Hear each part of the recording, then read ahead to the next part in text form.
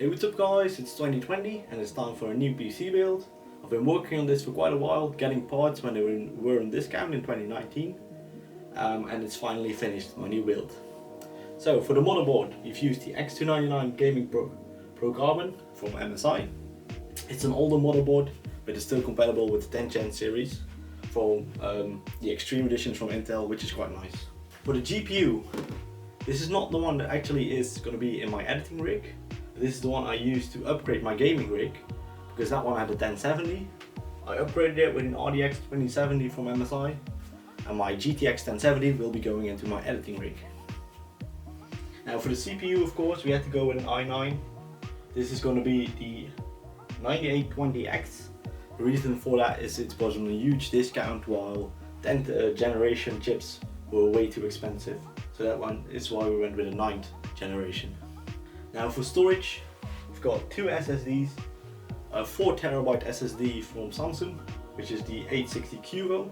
This is going to be the SSD where I put all my footage on and where I'm going to edit off.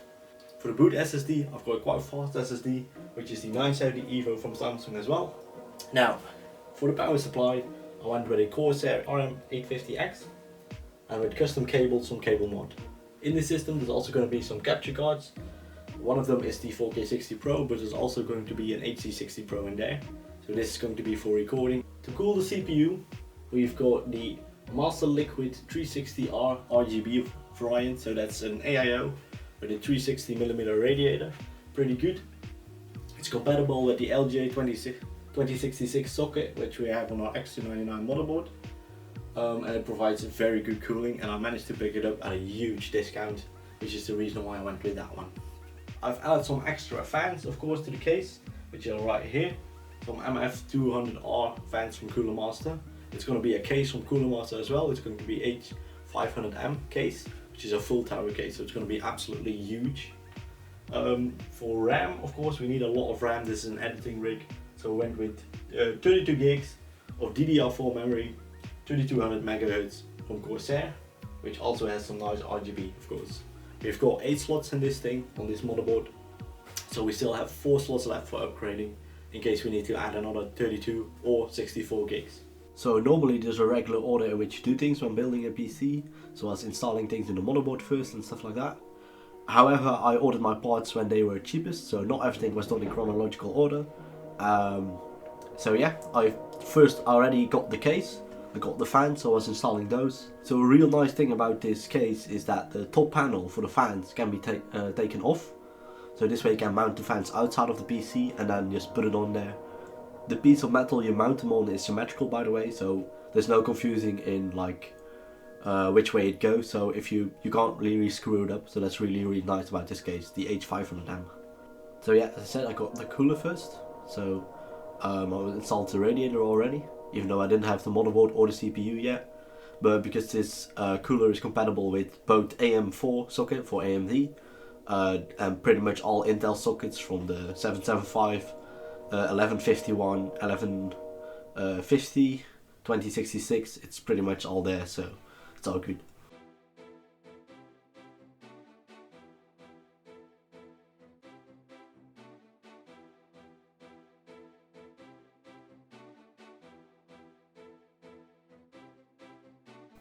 Already got my hands on the 970 Evo and my motherboard, so I'm installing that right now. Normally you would pin in the CPU and the RAM. We won't be doing that now because I don't have them yet. I'm going to be placing it inside my PC.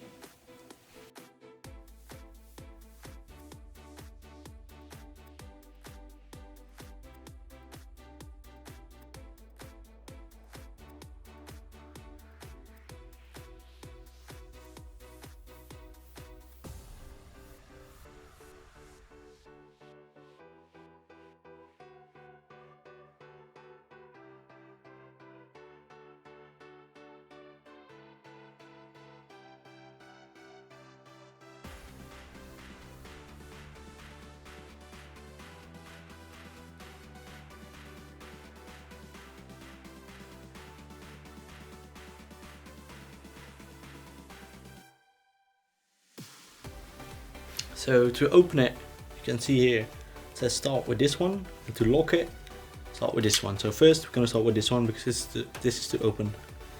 Push it in to the inside, lift off, still locked in there. And the second one.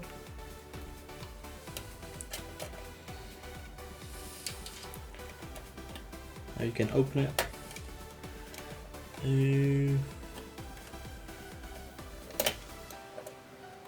Pretty much open it up.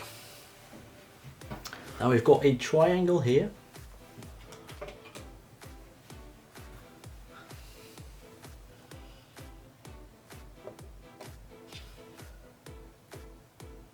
And a triangle on our CPU there.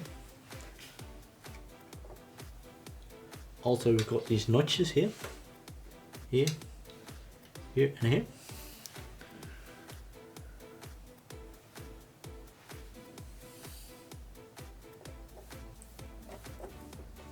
So you just lay it in there and like softly touching it, not pushing, but just feel on it so you know it's steady.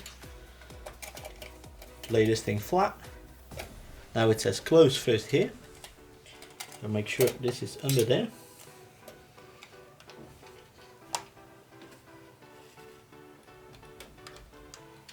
And then the second one.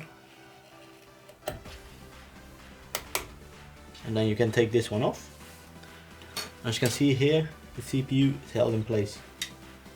So in terms of thermal paste, normally you go about a grain of rice.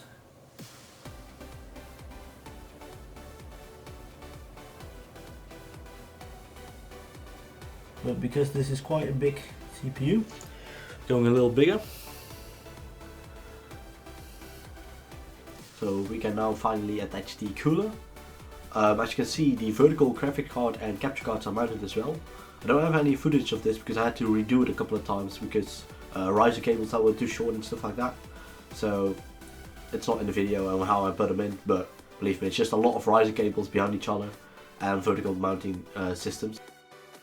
I also made some custom panels. I'm not showing you the entire engraving process. Engraving this big plate actually took 8 hours, so that's quite a long time. The smaller plate with Project Scorpio on it took like an hour or two, but yeah, engraving takes a lot of time. Now here we finally have the PC done and in full glory. Let me show you some footage of that.